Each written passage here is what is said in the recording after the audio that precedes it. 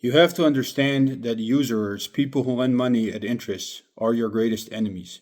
They have always been the greatest enemies of humanity. Usurers have always been close to power. If you look at any history, you will find them close to power.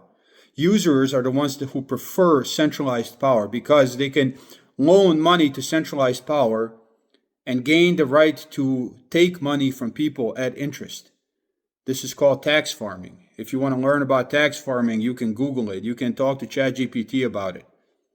Users have always used centralized power in order to suppress people.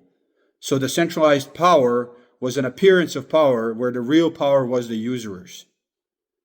And it's always been that way. This is why God condemns this act in the Quran, because it always results in oppression.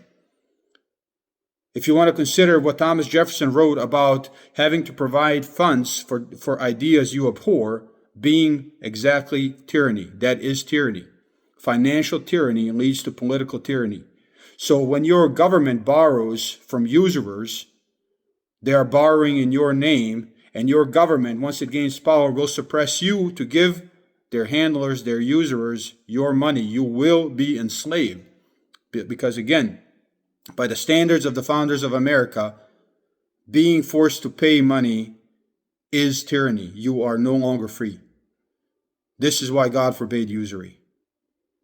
Now, when we're talking about money, you have to really understand what money is and how pointless and useless usurers actually are.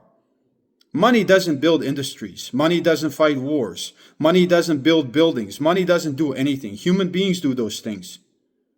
You can still do those things without money if you have trust among people. Money simply represents trust. Trust that you are going to be able to exchange it for goods and services. So to give the control of trust to people who have always oppressed us is ridiculous.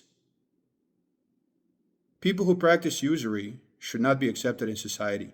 They should always be excluded from society.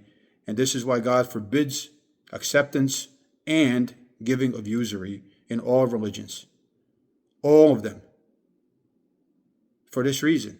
Why would people who are least trustworthy, whom we have proof historically that they have caused oppression and subjugation everywhere they went, why should they be in charge of trust?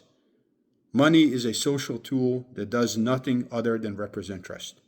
Once you understand money that way, everything else becomes clear. Peace be with you.